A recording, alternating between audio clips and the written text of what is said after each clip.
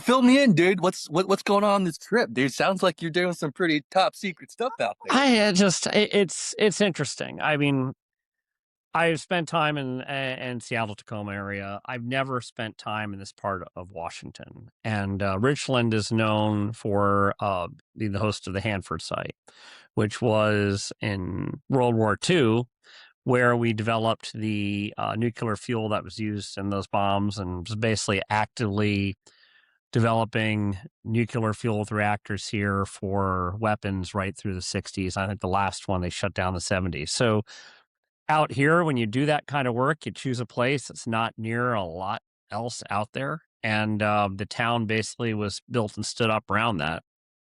For me, I'm Wow. actually out here for a government backed cybersecurity hackathon. And there's something to that when you look at the intersection of AI and devices and all these pieces, and doing it at the location where you were making, you're using plutonium reactors and doing this wild, crazy stuff 80 some odd years ago. There's an interesting kind of history overlay when you look at how much all these things evolved and bring it together. So it's been interesting. It's not a place, I have to say, it's not a place that I would just go to if I didn't have a reason for being here. Right. But it's been very, very intense. And, it has been connectivity starved a bit. At the location and site, have over 100 people using a Starlink connection to get access to the internet. So it's kind of like camping in that regard. Um, so here in the hotel room, I had to move 50 gigs this morning for what I was doing. And I clearly have upset the IT personnel at Marriott Bonvoy. They have not completely banned me, um, but if put my phone on the Wi-Fi, it'll knock the laptop off. If I put the iPad on, it'll knock the laptop and the phone off. It appears I can only have one device currently running, and I suspect they're not going to let me move another 50 gigs. So I have no solution for that. Fortunately, I got all the files and things I needed, all the models I needed to run with that. But yeah, it's you know, hospital Wi-Fi is a lot better than it used to be. I know hospital Wi-Fi, but also hotel Wi-Fi is a lot better than it used to be. But there are still grand limits to these things. So I'd probably be better off downloading it on the airplane at this point. Honestly, that's a big leap there. Oh, that's awesome. The crazy stories along the all of our crazy journeys, right? Well, we got some pretty fun stuff to cover today in our first episode, man. It's AI economics, all right? We are diving into tokens, FinOps, and the collapse of task-based labor. You ready? And yeah, and just for those who are trying to figure out what the heck's going on, I'm Dead Anson. I'm chief futurist of Futurematic, and Gary, Chief strategist. So try to be yes, that big picture and just there's so much stuff going on, almost on a daily basis. We've got some like disruptive change. So it's one of those things where it's got to make sure we're pointing the right direction, right? yeah, and it's wonderful because every day it's something completely different, and what you knew last week and was true last week isn't necessarily true today. So, we roll forth, and I think when Gary and I talked about doing a podcast, the premise here is that we're not being strictly structured. We're not going to there's topics and things we talk about, but you know, realistically, if you're listening to this, in time that's not, in early 2026, the world will have changed and the robots will have taken over by now. But let this be a record of the history that had gone by. That you're picking these up like recordings in an RPG. Well, it's funny because I'd made the statement to you that I was like, 25 years ago there was a movie that demonized agents. Meanwhile, that's like one of the bread and butter of what we're trying to build here. Well, and I mean, and I've talked about this, but the culturally, a lot of the portrayal of AI in film has kind of come to fruition. I mean, so many like what I'm doing here this week is about how these devices are being compromised and how you have all these other things and those security issues that you have people who are using this technology to create agents and do cyber attacks and bring a level of sophistication where, we used to derisively call them script kiddies, the folks who really didn't know what they were doing, but they're just running these scripts. Now AI basically turns you into a full-fledged script adult, and you see much more sophisticated attacks even from people who are utter novices when it comes to cybersecurity and all these issues. Right, right. So, which brings us to the first topic, and essentially, we're shifting. I mean, when I say shifting, this is a major shift from experimentation to now mandate. I mean, this is not a joke. This is not a fluke. This is not a dot-com bubble. This is not something that's going to fly by. I mean, this is we are officially past the demo phase where organizations are saying, we better have an AI strategy. What are your thoughts about that? Toothpaste is out of the tube. I mean, it's fun for me. I mean, I've been working with neural networks going back to the 90s. I've been paid for AI, my AI thinking and whatnot. It's going back to like 2013. But if you look at what happened since the large language model stuff really hit the public consciousness at the end of 22, that progression that we saw where, in 23, there were some trailblazers.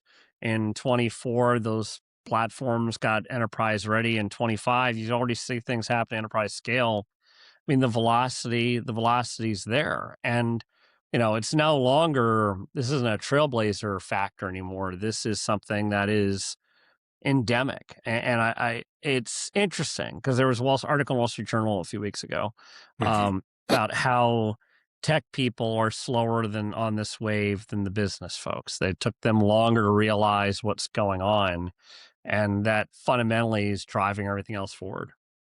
Well, it's interesting. It's very interesting to say that because how I've been framing it to people who are very concerned about this. I mean, when I say concern, obviously this generates a lot of fear, uncertainty, and doubt. Is I don't ever frame this as a technology problem. You and I both know, obviously, there's so many different technical layers to this that we can go down rabbit holes from tokens, models, efficiency, blah blah blah blah blah. But in the end, man, this is a change management problem. This is clearly a human problem. We know its capability, but it's the matter of how do we edge into this from an organizational level? And I think it's how you work with it and understand. I mean, part of the challenge is that, whenever these technologies early in the past, okay, hey, it's and the internet's here, the dot-com era, how we're approaching this thing. Oh, we need mobile developers now. We need these pieces. Is that this one's different because it's kind of skipped the step. I mean, normally it's technologists leading the charge on that. And we're really into a different space where it's people who are in business, on the business side. They're experimenting and they're leading here. I mean, for me, the analogy of what's happening right now is in the old days, you had secretarial pools and they had typewriters. Hmm. And then briefly, they were doing all the word processing for the office. They take dictation and go and type away. And then, like magic, that secretarial pool disappeared, and people were typing things up at the computers at their desk. And what's happening here is that instead, in many respects, I think a lot of internal app dev business is starting to look at it like it's a secretarial pool. Like that's something Yeah, that's not, yeah, it doesn't have the same role. Well, I can just do this myself. I can just do this myself at my own computer and not have to deal with the IT people, not have to deal with the software people. And you know, I I know our kind. I can speak to this. But one of the things that I also understand is having spent a lot of time and management schools and such, business people never loved the tech people, to be clear. It was a necessary evil. We have to spend money to do these things. And we're entering this phase where there's a delight that we don't have to spend that money. I don't have to put up with the prima donna attitude. And, I spent a lot of time in two different university MBA programs seeing this shift where this psychology shift where, I don't have to put up the attitude, that the coding skills themselves are commoditized. And the important part is can you connect with the humans? Can you understand the business problem? Can you take it forward? right, right. And to kind of go back to what you said earlier, it's ironically it's our guys in the tech industry that are most resistant, and it makes sense because society is always framed so much value around the category of IQ, which for sure, I Yeah. mean, I get it, Yeah. right? I mean, knowledge is power, blah blah blah blah blah, that whole narrative. And, just like anybody, it's human nature that once you do develop that certain knowledge expertise, that's, the tech guys in our business, they're gonna see that as a moat. And whenever anybody develops a moat, well, it's human nature to get complacent. We get comfortable in our own ways. We code better, blah, blah, blah, blah, blah. AI is going to make mistakes, but dude, the biggest inflection point from an industry perspective, I think this is like 3 weeks ago, maybe even about a month ago. That's just crazy, like how quickly this is happening. Like this is no longer like a 1 week shift. There are disruptive changes almost on a daily basis now. But I remember about a month ago now, stuff about a month ago, the whole terminology of vibe coding was reframed as agentic engineering. Yeah, yeah. And and that's huge, you know. That's validation from an enterprise perspective as far as adoption. And that literally completely takes down the wall that this is no longer an experimentation anymore. Hence this topic. This is now something enterprise can now take to the finish line. At the time we're recording this, we are just a few weeks out from the major Claude Code drop, the Codex drop, but also the rapid rise, acquisition, and swung around for Claudebot. That within the past month, you've seen a radical transformation where that vibe coding becomes someone navigating an army of agents to build a solution and take it out. It's funny because we talk about this change and people being resistant to it. Is that I got a text message yesterday, Gary, Mhm. and the message was, "You got me fired. I'm out of a job." And yeah, exactly. I got the message like, "Oh." And so I reached out to my friend, and he said, "Det, you got me fired." I was like, "How did I get you fired? What happened?" We had this amazing discussion. He's very forward thinking. He's very future minded. Always been on the innovative edge of things, and headed up until very recently business development, an exec role for a very large offshore software development firm, and he started talking with the team, and he's been talking to the team, and he used a phrase that we've been using and you start hearing in circles and you've heard from folks at Microsoft, that we use the post software world.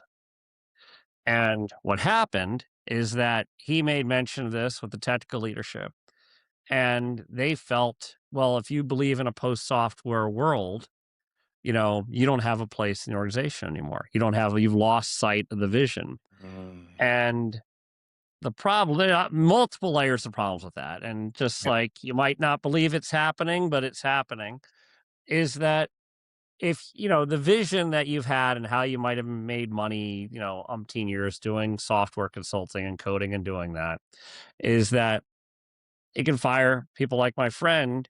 Mhm. But in the end, the demand for those services and those kinds of services won't be what it was before. The world has changed that much that I think that if you are wed to that old structure, and the strangest part about this is tech people historically been awesome at change.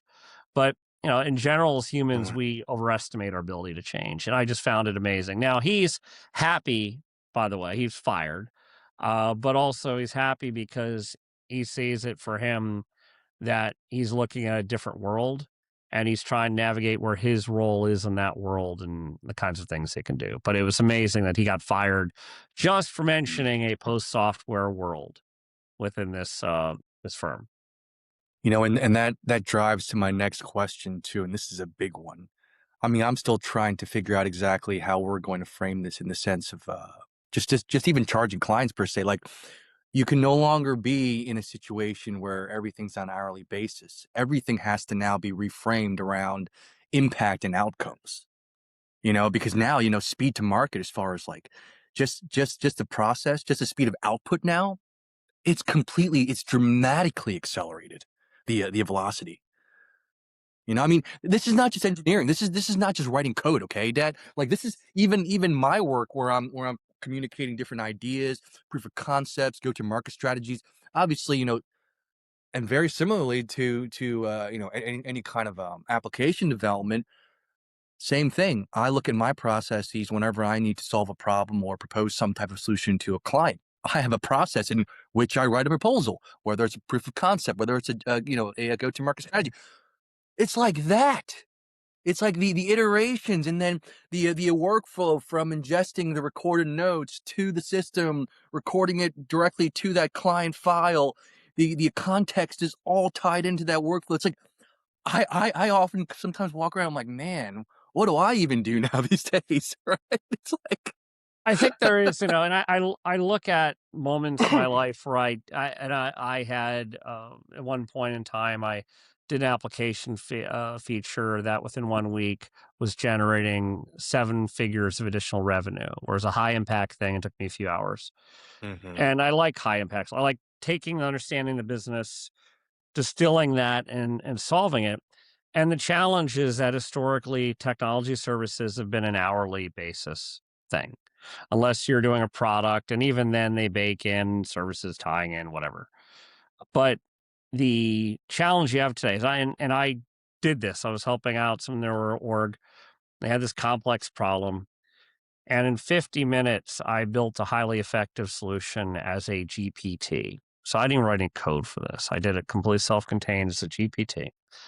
And it saves them six figures, healthy six figures a year. And will also, on the plus side, likely help their overall revenue numbers. And this was 50 minutes of my time. Wow. And that's the thing is that I don't think you realistically, I don't think the world is ready to be charged for, six figures for 50 minutes of work. I think the greatest challenge here is that the value and ROI. I mean, developers lose sight of this. They think, oh, we want to build this. No, no, no. What's the ROI we're getting out of doing this? And I think the Right. problem with traditional development is traditional software development challenged that ROI equation. Because if you did the math, a lot of these corporate software projects, a lot of these SaaS solutions, the math doesn't work.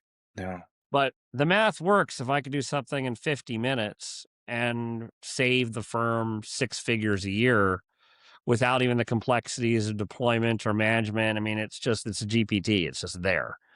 That that puts us in a different place. That puts a different place in when you look at the economics of what it means to provide these services, which I know from the Futurematic perspective, we're really looking at that because it changed how we engage and the way you deliver value.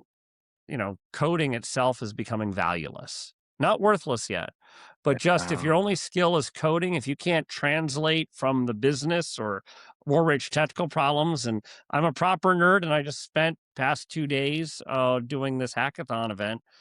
I think there's room for people who are doing software development where they're radical and thinking big. I think if you're expecting to sit in a cube and pull six figures a year because you can write some Python, those days are over. Well, the how I like to frame it is your job should never be a task. It's like, even in my world, when it comes to writing proposals or doing pitches, it all stems from solving the client's problem, the underlying problem. It just happens that I've got to go down a certain rabbit hole, whether it's produce a research doc or a proof of concept or a go-to-market strategy. Those are just tasks, okay? But the underlying challenge is solving that problem. So you should never ever associate your value proposition in this new job market shift to just a task. That is a problem, right? So Yeah, I mean, but I think you also point to one of the great challenges here, and part of the fear and concern is that so much of white collar work are just performing tasks. And they're, performing very clerical, burning time tasks. Like I've gone through and you take something that somebody is doing in Excel and they spend 80 hours a month creating an Excel spreadsheet that that task is something that's ripe for elimination. But there's a lot out there that I think those task pieces, they're low hanging fruit. That's what's happening right now. Like coding was hit first, but if you look at all these other things from accounting, other elements of back office, sales dramatically change. Is the nail on the head? Is that if that's all you're doing is I'm doing the thing, if I'm basically, you know, a knowledge worker laborer, which is what a lot of the folks who do these roles are. I mean, Yeah. I always look at when working with software developers, just as someone who's really creative vision who can apply to this, or do you just want to be a Jira monkey? Do you just want to pull tickets and do pull requests? I mean, Yeah. there's the majority of people in the field, and I don't mean to upset anyone who's listening. You all know who they are just perfectly happy taking the paycheck, working down the pile of Jira tickets. And that is a task. Yeah. Yeah. I mean, that's the it is what it is, right?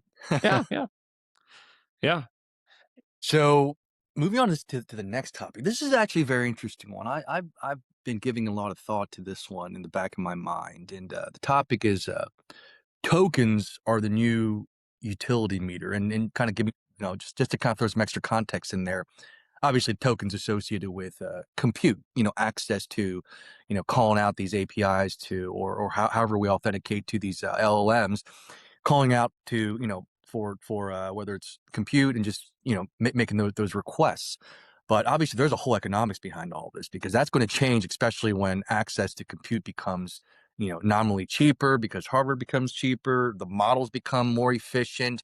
I mean, there's just that front alone is going to shift. So, but yeah, I want to hear your perspective to see kind of where your thoughts are right now in this landscape, where the And for me, charging for compute is what was old is new again. I mean, folks were doing this in systems back in the Mhm. mainframe era. You were paying for that time and utilization back when the hardware was very expensive. Um, Compute now, I mean, the big challenge is that unless you're one of the big players, your compute is going to be very expensive. And there's no time soon, if you look at the infrastructure being built out. I mean, heck, the economics here are such that you have Elon Musk talking about putting data centers into space, that's somehow the cost-effective path here. That Yeah, that compute, we're back to, renting time on machines. And you did that in the mainframe era, you did that in the early era of computing, we returned back to that. But the thing is now, as you look at that, the difference here today is that the value in return. And there's a great piece when Claude had the Clue Claude Code agents were announced. They give an example where a C compiler was written from scratch for $25,000 worth of tokens. And that's the thing is that, yes, that's a lot of token time and a lot of, you spend money. And then when you're using any of these things, if you want, you pay for that access, pay for that preference. But that's a project that would have been millions and millions of dollars paying humans. And in the end, we can look at those, how you run your meter there, you know, those agents don't need a $3,000 a month healthcare plan. Those agents don't need profit participation. Those agents don't need any of those things. Those agents aren't going to blow the deadline on you for some other reason they just didn't feel like it or delivered poor quality. That you the kinds of issues, and I love employing humans. We're huge fans of humans. We're doing this podcast as much absolutely. as we're AI oriented. We are doing this as humans, but that when you look at going back to it goes back to our ROI point, is yes, that costs something. But when I compare that, in the end, what makes this worth, and this is also where you talk about the valuations of these AI companies and everything else. And the valuations, dirty little secret here is valuations aren't built on some lofty goal of amazing abundance or whatnot. That's not what it's about. It's about labor cost savings because white collar workers, particularly, have started out with the software people who are incredibly high comp. That if I can go and eliminate a few software engineers making six figures, I can really move the needle. And there are certain roles where the comp is such where this kind of automation makes all the sense in the world. Yeah, and and this is a very important topic, Dad, and I definitely want to get your perspective on this. Is just overall how you properly set up and configure the architecture, for example. Everything from obviously model selection can impact costs. Uh, Retries affect cost. Prompt length can affect cost. Yeah, yeah. Verbose output can affect cost. I mean, there's so many different little things that a lot of these organizations are not quite cognizant yet about. and why the architecture of design as far as putting these systems together is so critical. Like you were saying, we have to make sure that people out there, enterprises, understand that by just throwing up a chatbot, that's not your AI strategy. We talked about this. We were talking about That's about not, yeah. And the architectures, when you approach this, when you think about these problems, I've gone through and dealt with systems where hey, and I built all this for us, but we have 3 users and it's costing us 15 grand a month to run in AWS. The AI is not super awesome at picking those fish in route. And you could argue that, hey, it's trying to use more of how it's compute. But I think it's really important that that is part of the discussion. I think if you look at cloud spend in general, organizations for all these software service platforms, cloud hosting, they were sold on the immediate savings of, hey, it's cloud spend. And, I've been in leadership roles in organizations where we had 7 figures a month cloud spend. And there's a tipping point where when does it make sense for me to build my own data center? If I'm spending 7 figures a month to pay, Amazon or Microsoft to host my thing, at what point am I at diminishing returns? And I think organizations also look at small startups. Small startups are running up AWS bills and that are healthy 5 figures. And that kind of shift, I think that being smart about that is that you need to think about that out of the gate. And I think that's the token discussion here is out of the gate. You're going to be spending money. How are you using it? Are you using this in a fashion that makes sense? And not doing things strictly for the technologist's sake that, hey, we want to do it this way. What's the most cost effective way I can deliver this solution? And it's almost like if we talk about, hey, that the AI 101 class, the AI, 201, it's an AI 301 class kind of question when it comes to AI in the enterprise. But you're already seeing organizations figure this out because they have to.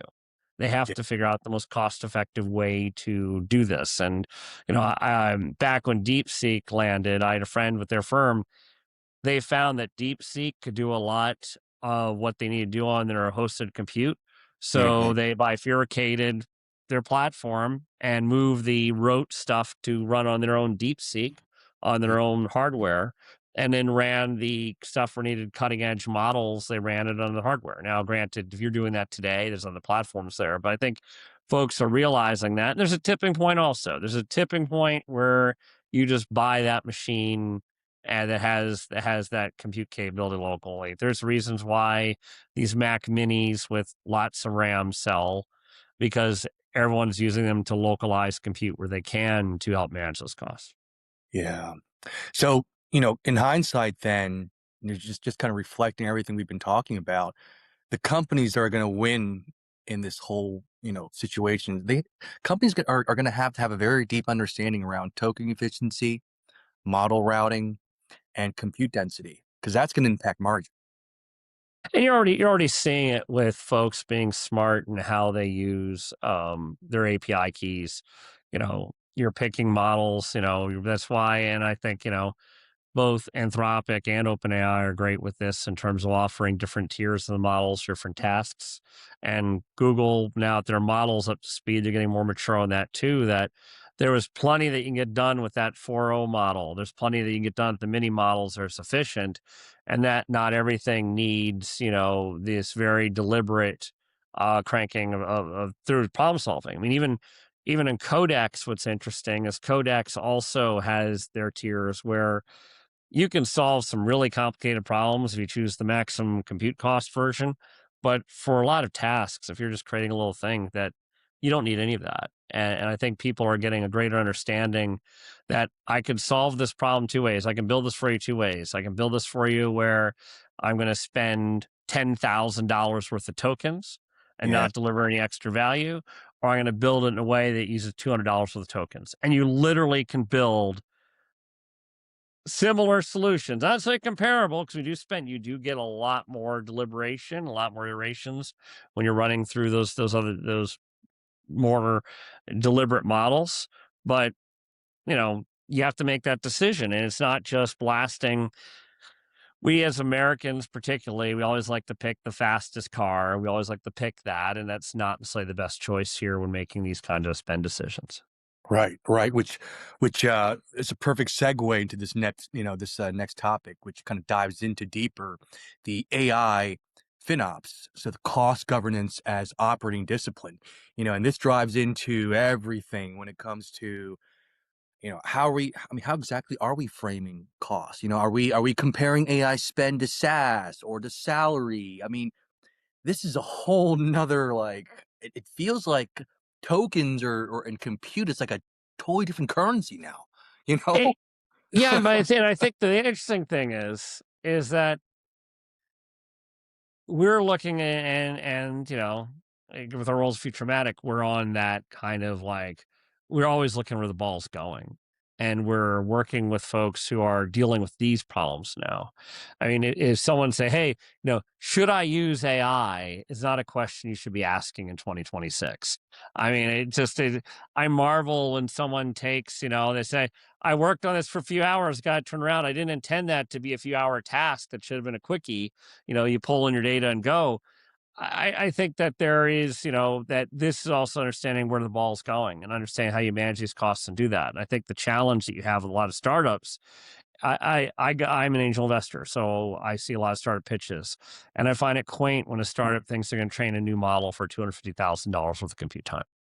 It's not possible right now. And you have to really, if you're going to be credible, if you want to be a truly credible AI startup, you're not going to get anywhere on whatever free credits Google's giving you or whatever free credits you're getting for these various starter programs. That's designed to be starter currency, that to really get that compute time. I mean, I remember back before there's lots of demand on this stuff, we ran a training model to learn the game of tennis, and we did this with thousands of hours of videos. I can't recall the overall tally, but I remember the first $70,000 bill, and that it was a big number. Yeah, But that was before people were fighting over it. So you're talking with these shops say, "Hey, I can get you so many GPUs, and we can run our TensorFlow model on it and do it. It's a great, we're kicking."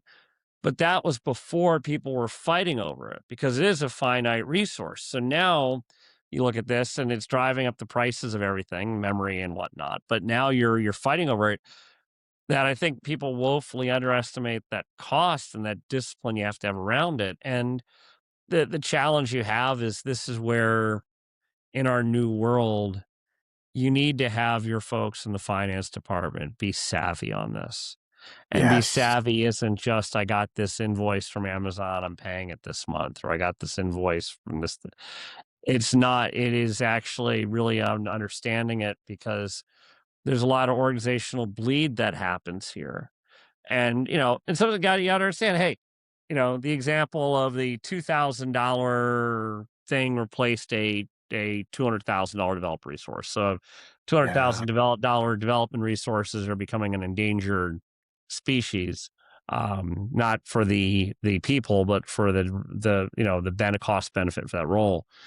I think if you look at it smartly and you look at it to make sure you're getting your ROI, I think that's vitally important. I mean, I had a stint as CTO, amazing company called Rogue Fitness, and at Rogue, we had no defined budgets. You just had to demonstrate the ROI for what you were doing, and it's a great discipline, great thing. You come up with the ROI, you can go and do it. That kind of approach, when you look at these problems, what's the ROI of us doing this?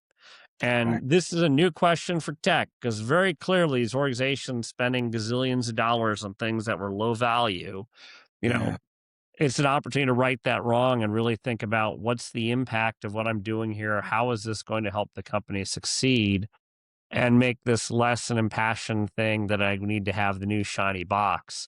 And yeah, it's much more so about, and what I'm doing and building make any economic sense? right, Not just because it's tech. Let's go take this paper-based form, and I'm gonna go spend, $3 million making a electronic version of the same form, accomplish nothing.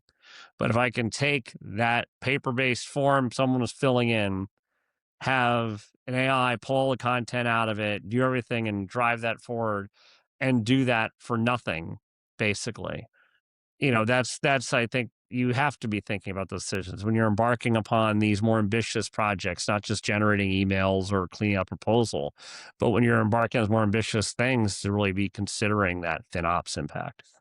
Yeah, and what I've often, one of the main important things for every industry to understand is that AI is not a new SaaS category by no means. So you cannot the whole mindset needs to be reframed in the sense of actually you just touched upon it. Finance and engineering, they have no choice now but to operate as partners. They have to understand clearly cost per transaction, cost per workflow, cost per automated decision. These are now board level metrics. I would one caveat with that is I would argue that do not approach AI like it's SaaS. No, no, no. That's what I'm saying. Do not. That's Yeah, the thing. And you can't. No, I and said we are no. in this I room said you trained cannot. corporate buyers to think about monthly SaaS expenses, but the AI is very different in the end. I think it's very easy for someone to think, well, how many seeds is this going to cost you per month? It's like, oh, you're doing the math wrong. Yeah. That's the thing. If I, I think it's interesting because people are used to making purchasing and doing purchases in that model, but it is different in ways that they don't fully realize until you're engaged in doing it. Which drives back to that big underlying thing we've always been talking about. That's why the architecture, that's why the experience is so important, Yeah, and yeah, yeah. drives, and that's why this drives to our next topic. Cost governance is a competitive moat. If your organization has a very clear understanding around all the variations in the cost metrics and the why, as far as how important the architecture is, the selection of models and so forth, depending on that one specific workflow or what have you, that becomes your competitive moat essentially, because those are all the various different dynamics that are changing that are going to impact, you know, getting, building whatever you need to build with with AI, right? I think that, I mean, the aspect of moats. It used to be, hey, we spent $3 million in 2 years building this platform for our startup. We're going out there. Anyone who is starting this today will have to also spend the same amount of time, and we have our secret sauce, and we did that. And we've all been involved in organizations that had it. Look at all the time and things that I did now. That Yeah. those technical moats aren't there anymore. The code that you're generating with AI can't be copyrighted. You can't do that. That you don't have those same protections. Yeah. And also, the AI is very good at it aping and pointing. There's already SaaS companies experiencing that their clients are cloning their solutions for their own internal use and doing that. That the barriers to entry, or even a friend of mine dealt with their whole the CEO got ticked at the technical leads of the team, was so frustrated by their lethargy around AI, he sacked the top members of the team. Sacked them, just sacked them all. If you were doing this in the pre-AI era, pre-LLM era, that you would have lost a lot of, how does this mean for business continuity? You just got rid of all these key people on the team. But the other folks on the team just used the AI to understand the pieces they had and just took over. And that kind of thing that, the job security, so many coders felt a lot of job security. Oh, no one really knows how that thing works. Well, I don't have to. I'm going to point Codex to it. It's going to explain it to me. I'm going to ask it to make changes and be done. The moats are disappearing everywhere. But to function as a business, it has to work as a business. Yeah. And that's where cost governance is a moat. That if we have two services companies, so we're Futurematic and there's Acme Intelligence Corp out there. Hmm. And Acme Intelligence Corp is a very weighty model and very expensive. They're not paying attention to cost governance, all those pieces. That our competitiveness will be that cost governance, because it means that we are cheaper in solving this, not just that we're buying work in projects, which a lot of AI firms seem to be trying to do right now. That we are doing we're guiding that, but also ensuring that the clients are successful with this, because that's how you do it. It really does, in this correction we're experiencing, it makes it function more like a, you know, other aspects of business. If you're a manufacturer and we're both making widgets, you know, I figured out how to control my waste when I'm making my widgets. So I am kicking your butt in margins and doing that, delivering a higher quality product and doing that. And as someone who worked in manufacturing, yeah, I mean, you can build it in China, you can do all those pieces, but we've got the better process, we've got the better thing. Yeah, So it we'll still whoop you. it's, Um, literally like you said, it's economics 101. If you it's the reduce your cost of basics, but output, you know, the it's and the just underlying story is how much of software out there has ignored this. And I think we take experience. I mean, I've been coding since '77. Been coding a long time, lots of adventures. I look at that now. You really have to understand why, and don't not just do it. It's like, hey, I'm a Power Builder developer. Hey, I'm a Python developer. Hey, I'm an Android developer. That's not the world. The world is what value are you going to deliver? How are you going to do that? How are you going to do it in a cost competitive fashion? How are you going to now how I can add all the automation, but if it costs a gazillion dollars, this is not very expensive to operate. I'm have diminished my ROI. If I just do this and come up with the secret sauce, and we're doing this right now, you and I, that yeah, work in these companies, that advantage is really the key. That's the magic. absolutely. So we'll segue into a pretty sensitive topic that we just brushed upon earlier in the towards the beginning of this podcast is the collapse of task-based labor. So your categories around the ticket pullers, the junior implementers, the repetitive analysts, the process executors. What do we do? I mean, And also, I mean, you mentioned it, but I tell you from boots on the ground, it's not, this fantasy that it was only going to affect junior people, entry level roles, and software is already over. I mean, it's affecting very senior roles now.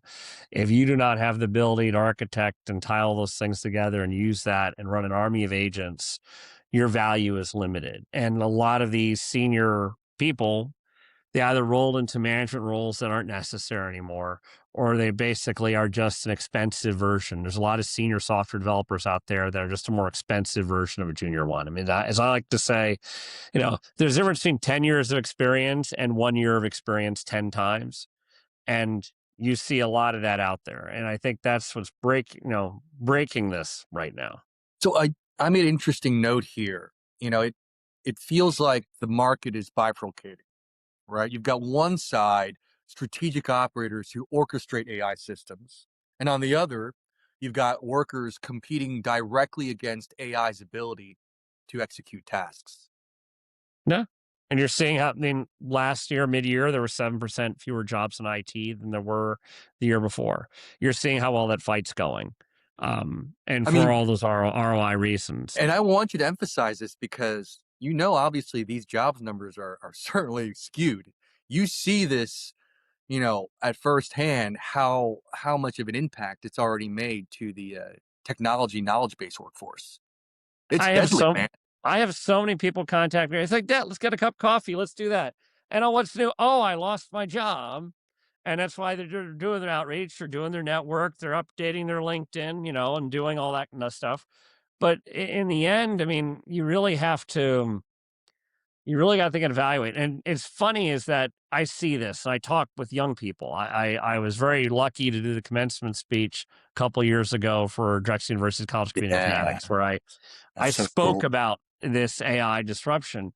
But folks see what's happening at the roles. So I was having a conversation with a friend yesterday who's been dealing with the business side, and he's run into an outlier where this guy is hiring people left and right because he said software developers are so cheap right now and AI is going to drive demand.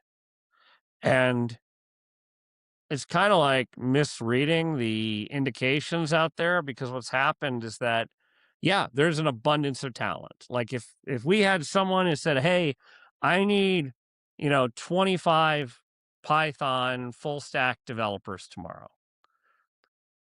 we could do a job posting, and I've done job posting, and we'll have 800 applicants. And of the 800 applicants, there might be 40 real ones, and we use AI to define that, to divine that. But the people are out there, but that doesn't mean it's time to get a bunch of task people.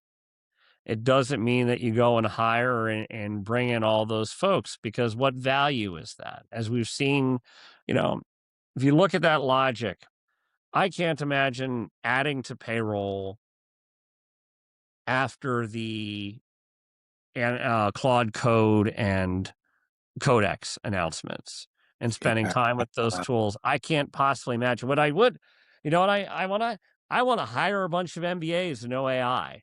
I want to hire a bunch of people who have those experiences, because Yeah. having just it's we always, and I've witnessed this, over and over again, is that when a new technology comes out, we always want to hire that thing. When web development was the thing, we're going to hire web developers. Oh, SEO, we're going to hire SEO people. And all the hiring in software and IT tech has been driven by specific introduction of new technology, that, like, now I got to hire the most expensive people on the planet who know this technology. And there's always a weird kind of trough, because the people who are kind of middling in that, like, not on the head of the curve, they were always in the middle, not a lot of demand. And then the folks who are in demand were all the COBOL people or a Visual Basic developer in 2018, just because a company had old tech. There's that weird kind of trough hiring model. This is so different. I Hmm. mean, we have, you take something that's been in growth and that we're in legit contraction. I have not seen the final software labor numbers from 2025 yet. I have not seen that I'm published. curious. It's I'm curious, because I tell you, from on the street, you know, when you go from double digit growth to being down 7%, you feel that feels a lot bigger than, a 7% reduction. And 7% is a lot. And, I think there'll be folks who adapt to try to find a lane, but if you think this is going to be some easy job where you're going to make six figures a year sitting in a cube somewhere, or sitting at home behind your laptop writing code and pulling Jira tickets, that's not the world anymore. My favorite statement or quote, what have you, is from Demis Hassabis, the founder of DeepMind. He said, "We live in an era where it's imperative to learn how to learn." Yes. That Yeah. really resonated with me because, like, you ask yourself, everything that we do now, because whether it's coding, whether it's writing proposals, all that busy work that's now in between has been compressed, call it like now it's 70 to 90% or whatever faster. That compression, that time being freed up. Well, what do you do with it? You learn more, you come up with more ideas. Now we are finally back at that stage anymore. There's no such thing as like a dumb idea anymore, because now we can actually ideate You and can actually try it out. You make could it you could out, build it. try it out, But I make it think out. software people who are passionate, always wanting to learn more, understand shift, you know, they'll ride this out and they'll find their new roles to solve, because I understand that is a constantly changing world. I mean, I remember when I was back, when people would let me code, I would go to the Borders bookstore to pick up whatever new Rocks book or Microsoft Press book was out that week and just inhale it, just to see where things go. And you have that constant search and seeing where this is going next, understand this piece is going next. If you understand that that's the gig, you'll find a place. It's going to be more competitive for jobs. The jobs aren't going to pay as much, but you'll have no trouble if you can deliver that constant newness and constantly learn. It's key. I have a sidebar story with this, Gary. Mhm. Years ago, I hired this guy and he seemed super sharp. He did well in the coding pieces.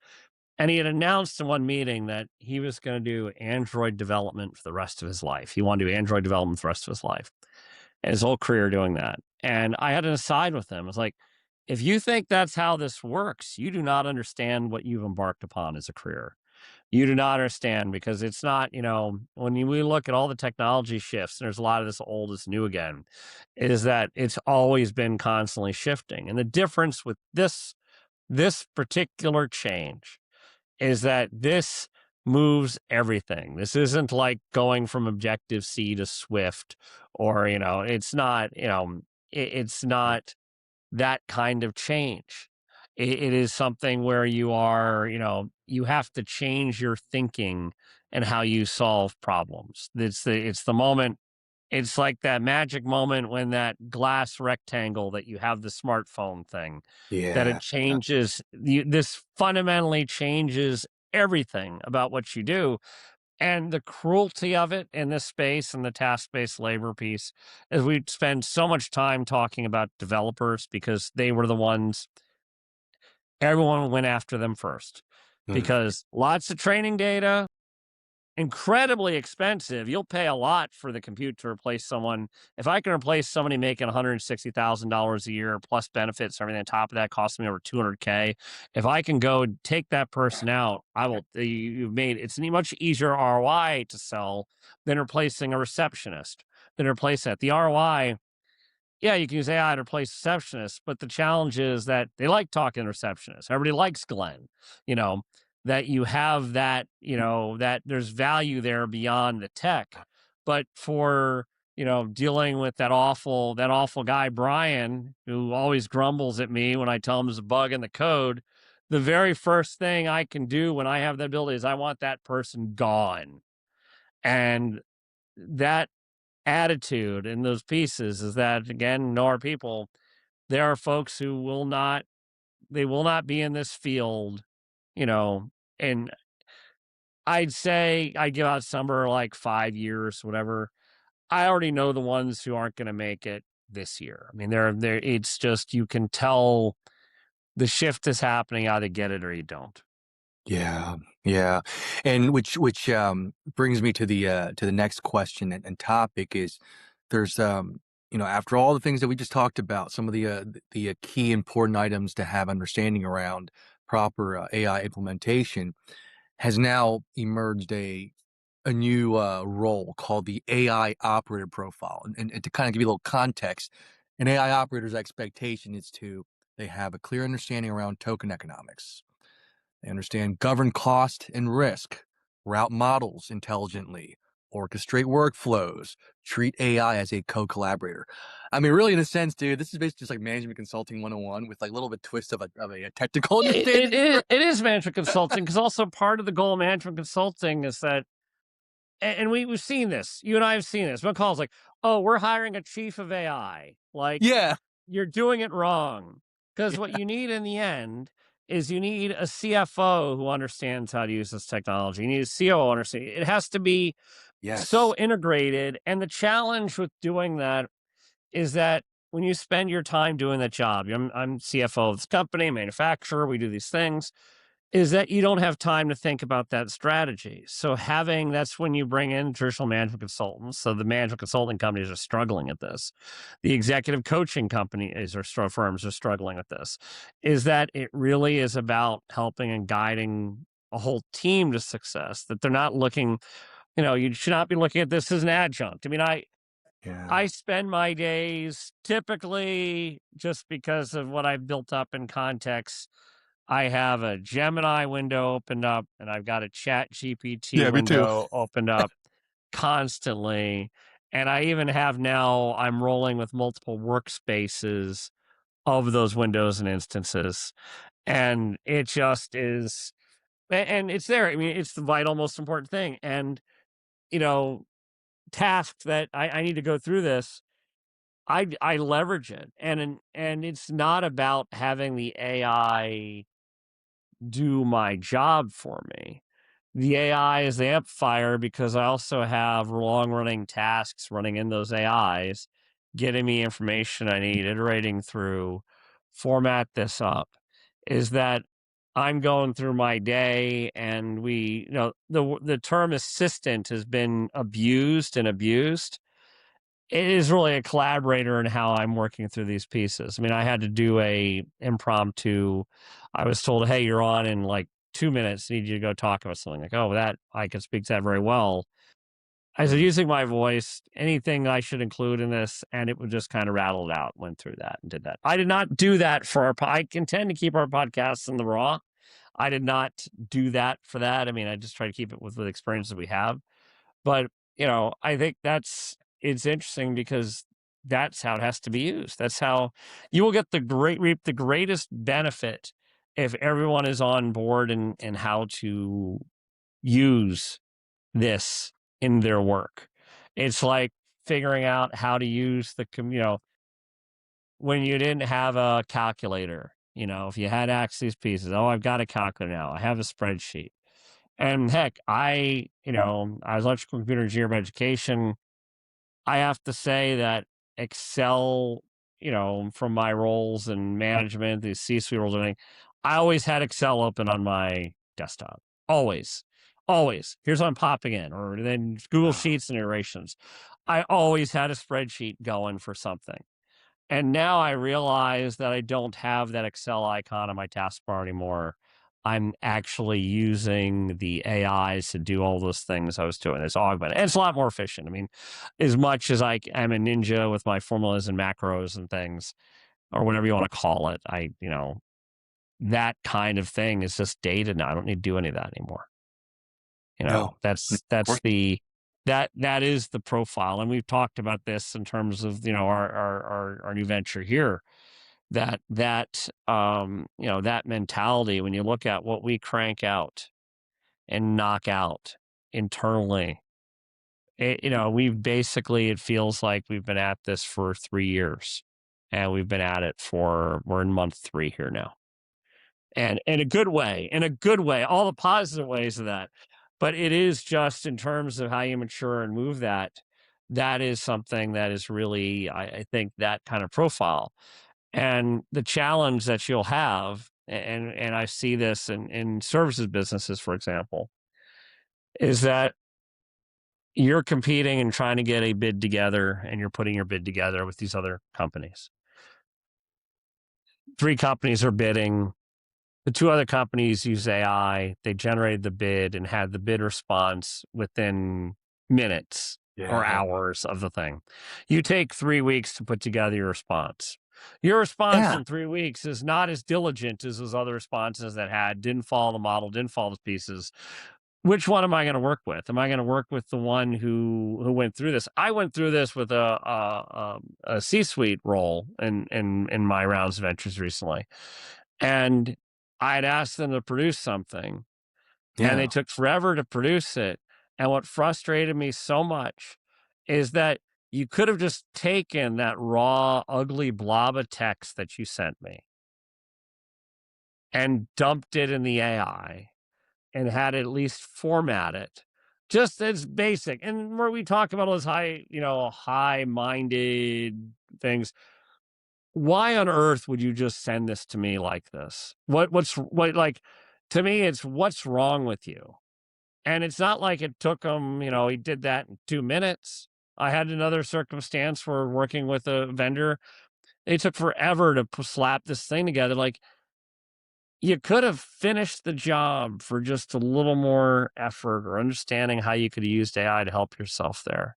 And don't tell me that it took you you couldn't get it in Jira in time. You would have been able to automate that and create an import to load it all in Jira. Don't give me that nonsense, because you can do that. And it just feels silly. And this is the part where you can choose not to believe in the disruptive nature of this stuff. You can decide to say, hey, I'm going to do that. But it doesn't mean it's not happening. You can choose not to believe it, and it doesn't mean it's not happening. It doesn't mean that that's not the world. And the problem is that when you're working with people who are using AI as an accelerant for what they're doing, those who aren't using it, be it vendors, be it employees, really stick out like a sore thumb. Like, Yeah. why? Like, I don't understand. Like, what's wrong here? And I'm not saying the AI needs to. The AI shouldn't be doing thinking for you, but the task, these little basic pieces, and how you use it, that kind of profile and engagement, and you know, you and I push limits on this stuff. Like, what Of can I course. really do with this? And every day Yeah. I try to do something new. And yeah, it just is. You have to be willing It to embark upon those things. if I don't run out of research credits by the end of the week, I'm not using it enough. But I really overdo it though. Well, it's thing, but my family, in a part like me, but they also, I mean, nobody goes to Google first. They go and they do this and then chat it up and figure it out, they're solving really unusual problems, Yeah.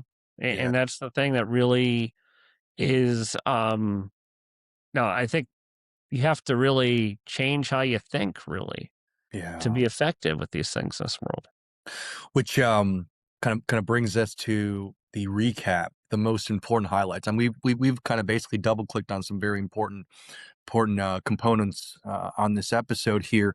But let's kind of summarize things. What leaders must do now? And let me frame this here, because obviously AI economics is not abstract. It's clearly restructuring payroll models, consulting margins, credit markets, hiring pipelines, career stability. So what do leaders need to do next? I mean, I I there's points in time where folks say I'm really negative on some of these things. I and the that study, the Citrini paper that landed this week on the, I think I got the pronunciation correct, and actually I will have gotten it wrong, but laid out the hypothetical couple years from now what it all looks like. mhm, And we are in this demand collapse that's going to be happening with this, and how you're going to succeed. That I think, you know, we open with this. You mentioned that are open is that we're not in the demo phase here. We're not in that. And, we have our dear friend Paul, who does executive coaching all across the country for the biggest firms in the world.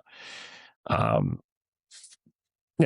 he used to get the questions like, okay, is anyone using AI? Is anyone using AI? And people say, we're still whatever. There's no one not using it now.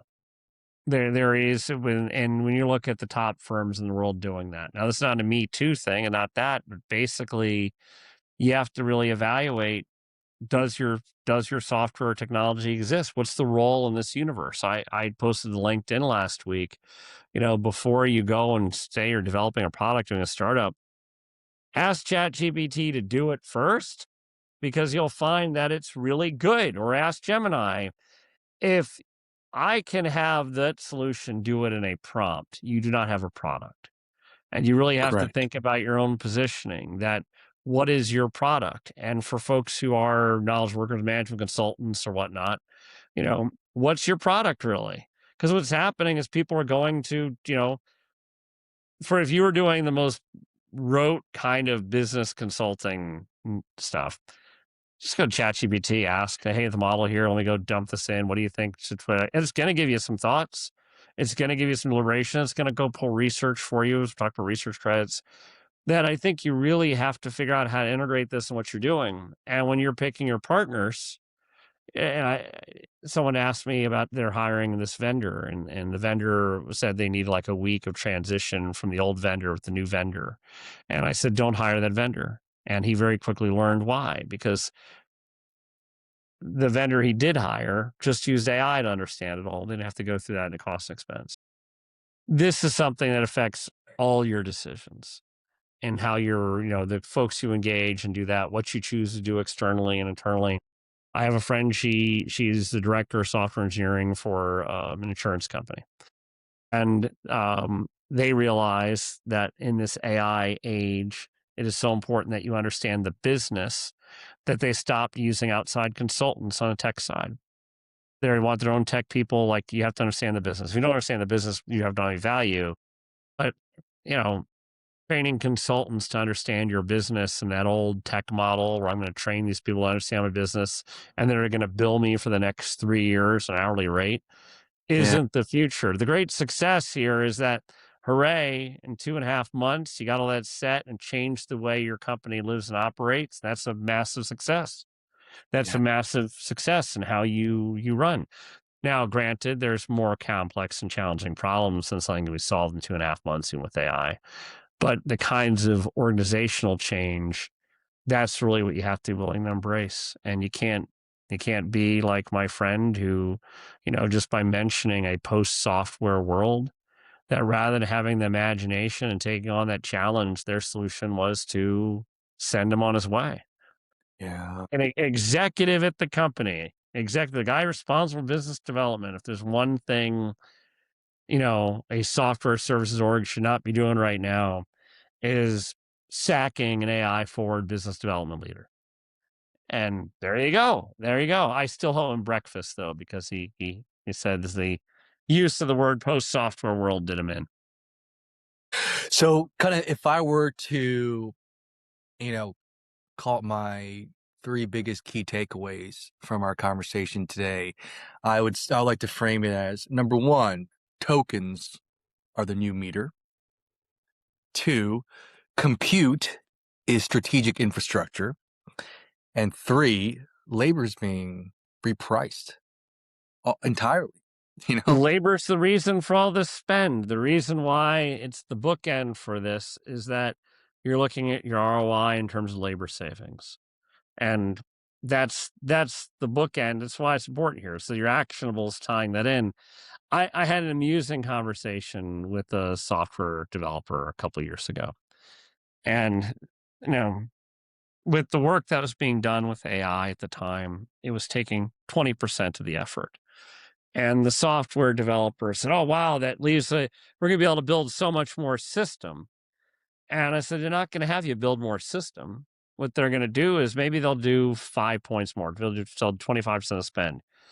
Is they're going to walk off and say, 'Hey, we got the system that we wanted. We got the system that we wanted, and we spent a lot less money for it, and the ROI is a lot more achievable.'" And that's the thing. I think that, there are software engineers in this world who underestimate the amount of jankiness someone will put up with, especially those early AI solutions. The amount of jankiness that a person will put up with just not to have to deal with the cost, not to deal with that. That, oh, if it's cheap, the cheap, fast, good model, that there's Yeah. a high tolerance for cheap in this space. And my brother used to be a product manager, a software product manager years ago. He's my younger brother who rightly shifted to construction and building physical things as a developer.